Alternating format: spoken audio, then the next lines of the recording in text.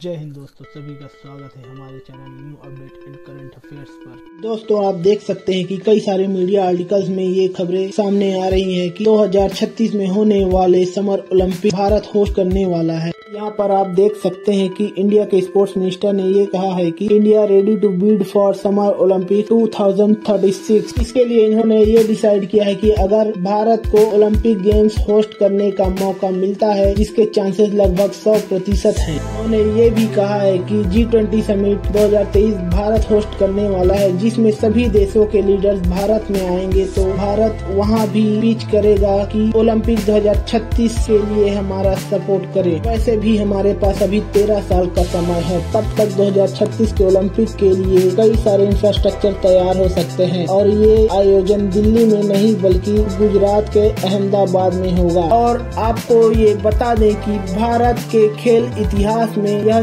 सबसे बड़ी उपलब्धि होने वाली है, क्योंकि अगर देखा जाए तो सबसे बड़ा sports event FIFA world cup होता है, दूसरे नंबर पर आता है समर ओलंपिक और तीसरे नंबर पर सबसे बड़ा इवेंट क्रिकेट वर्ल्ड कप होता है। अब ये डिपेंड करता है कि वह T20 वर्ल्ड कप है या वनडे वर्ल्ड कप। इवन अब तो टेस्ट मैच के भी वर्ल्ड कप स्टार्ट हो चुके हैं। वैसे भी भारत पहले भी कई क्रिकेट वर्ल्ड कप होस्ट कर चुका है और आने वाले 2023 में वनडे वर्ल्ड कप भारत में ही होने वाले हैं। और फीफा वर्ल्ड कप होस्ट करने के लिए भारत को अभी थोड़ा समय है, क्योंकि भारत की फुटबॉल रैंकिंग अभी काफी पीछे है। लेकिन अगर भारत ने समर ओलंपिक होस्ट कर लिया तो ये भारत के इतिहास में सबसे बड़ी उपलब्धि मानी जाएगी। लेकिन कई लोगों का कहना है कि भारत को समर ओलंपिक 2036 को होस्ट नहीं करना चाहिए, क्योंकि उनका कहना है कि ओलंपिक होस्ट करने में बिलियंस ऑफ डॉलर्स खर्च करने पड़ते हैं। तक जितने भी ओलंपिक हुए हैं और जिन जिन देशों ने इसे होस्ट किया है, उनके हालात आज बहुत खराब हो चुके हैं, जो कि हम आगे एक्सप्लेन करने वाले हैं। जैसा कि देखा जाए, पिछले कुछ सालों में ओलंपिक्स को सफेद हाथी का दर्जा दिया गया है।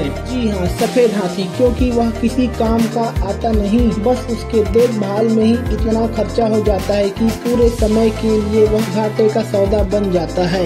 और कई अर्थशास्त्रियों ने कहा भी है कि hosting the Olympic is a bad deal. जो भी ओलंपिक होस्ट करता है, वहाँ की सरकार कर्जे में चली जाती है। उदाहरण के लिए अगर बात करें तो 2004 में ग्रीस के कैपिटल एथेंस में ओलंपिक होस्ट किया गया था, जिसमें ग्रीस की सरकार ने बिलियंस ऑफ डॉलर्स खर्च किए थे। लेकिन ओलंपिक के दौरान इतने कम रेवेन्यू वापस आए कि बताया जाता है कि आज भी ग्रीस के जो हालात हैं, उसका कारण सिर्फ और सिर्फ ओलंपिक होस्ट करना ही माना जाता है। आज भी इसके बारे में कई सारी आर्टिकल्स पब्लिश होते हैं, जिसमें ये देखा जा सकता है कि एथेंस ओलंपिक 2004 के बाद ग्रीस के हालात आज तक नहीं सुधर पाए। और ये देख सकते हैं कि यहाँ के स्टेडियम के हालात आज कुछ ऐसे बन चुके हैं। जी हाँ, ये बनाए गए थे 2004 एथेंस ओलंपिक के लिए, जिसके बाद इसका कोई भी यूज नहीं रहा। उसके बाद देख सकते हैं चाइना के बीजिंग शहर में जो ओलंपिक होस्ट किया गया था, जिसे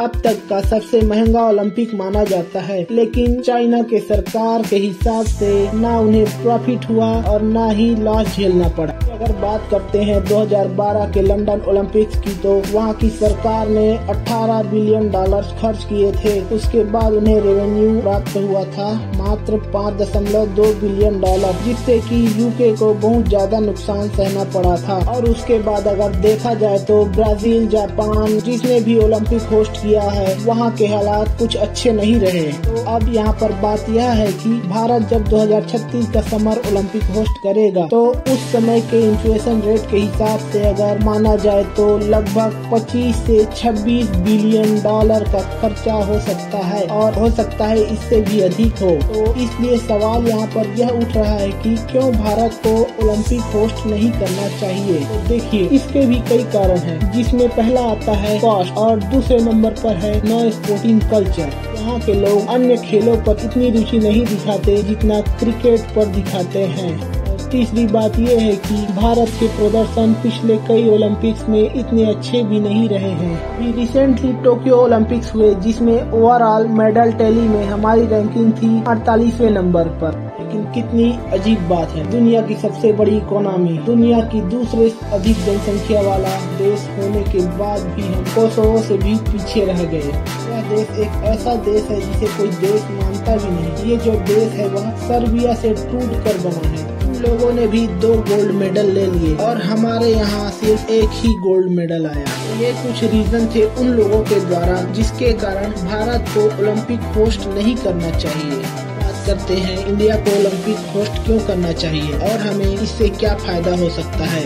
बात ये भी है कि कास्ट वाले एंगल को कुछ लोग इसलिए भी नकार देते हैं क्योंकि 2036 तक पूरी दुनिया के सभी देशों में बहुत बदलाव देखने को मिल सकता है। देखा जाए तो चाइना यूएसए को बीट करके वर्ल्ड की टॉप मोस्ट इकोनॉमी बन जाएगी। सेकंड नंबर पर रहेगा यूएसए, उसके बाद नंबर आएगा भारत का।